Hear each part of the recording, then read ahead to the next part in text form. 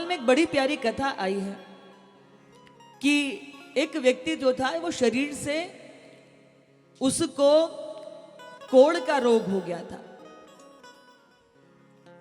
उसकी जो पत्नी थी वो बहुत धर्मपरायणा थी। हमारे यहां ये शास्त्र भी कहते हैं कि स्त्री यदि निष्ठा से अपने पति की सेवा कर लेना तो उसको स्वर्ग इत्यादि लोग सहज रूप से प्राप्त हो सकते हैं। तो वो स्त्री जो पति परायणा थी, कुष्ठ रोग होने के बाद भी अपने पति की बहुत सेवा करती थी। वो जितनी सहज थी, सरल थी, सेवा भावी थी, पति उतना ही दुष्ट स्वभाव का था। एक तो व्यक्ति आपकी सेवा करे, ऊपर से आप उस पर खींच निकालो, उसको डांटो, उसको मारो। और एक बात हम व्यासपीठ से जरूर कहेंगे, स्त्री पर हाथ उठाना शोभा का कार्य नहीं होता, इसे पौरुष नहीं कहते। अपराधों को क्षमा कर देना, बड़ा दिल करके उसकी गलतियों का उसको क्षमा दान देना, ये पौरुष कहलाता है। ये तो भीरुपन है, ये तो कायरता है किसी को मारना। आप उस पर दबाव बनाना चाहते हैं, इसलिए आप उसको डरा रहे हैं।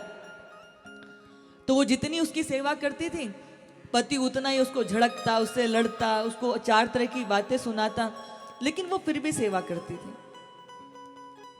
एक बार क्या हुआ, कुछ समय बीता, उसकी दृष्टि किसी वेश्या के ऊपर पड़ गई।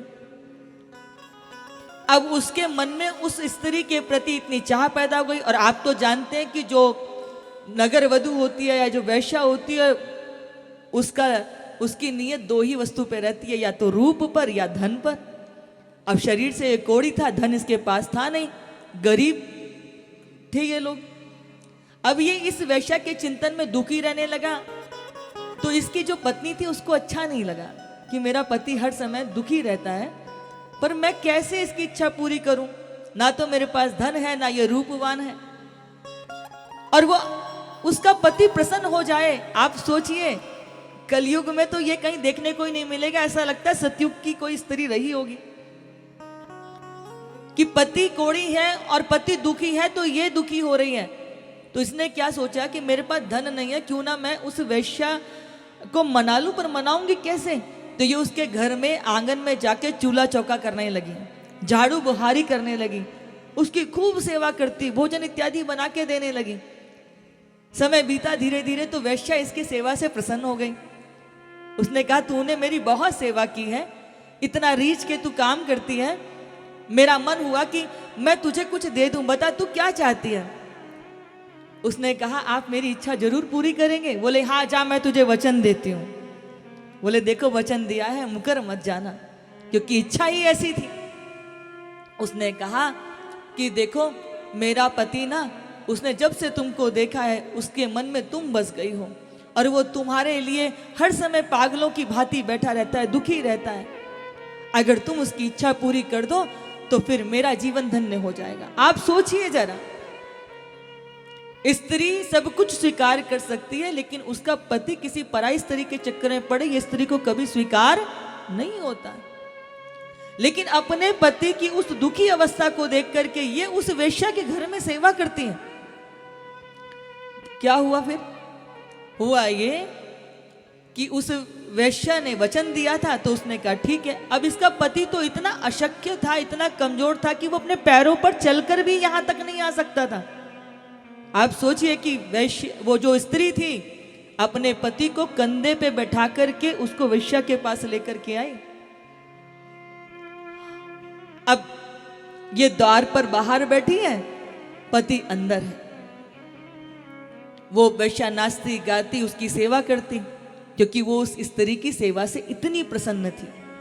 उसने कहा, देवी तू तो साक्षात भगवती है, जो अपनी पति की सेवा के लिए, प्रसन्नता के लिए तू उसको यहां तक लेकर आ रही है। अब बंधुओं क्या हुआ, धीरे धीरे समय बीता। एक बार बहुत शीत पड़ रही थी, पति इसका अंदर था, ये बाहर चबूतरे पे बैठ के उसकी प्रतीक्षा कर रही थी। तभी बहुत तीव्रता के साथ मेघ बरसने लगे, मोटे मोटे ओले पड़ने लगे, और उस ओले के प्रहार से और उस शीत से उसके अंदर जो है ठंड चढ़ गई, और उस ठंड में इसके प्राण छूट गए। जब प्राण छूटे ना बंधुओं, तो स्वयं देव सत्ता उसको लेने के लिए आई। भगवान ने अपने दूतों को भेजा कि जाओ जाकर के उस स्त्री को लेके आओ, वो तो सबके लिए प्रणम्य है।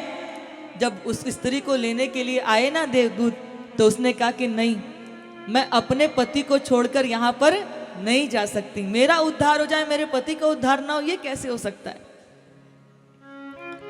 गण प्रभु के पास गए, बोले बिना पति के नहीं आना चाहती। बोले ठीक है, उसके पति को भी ले आओ।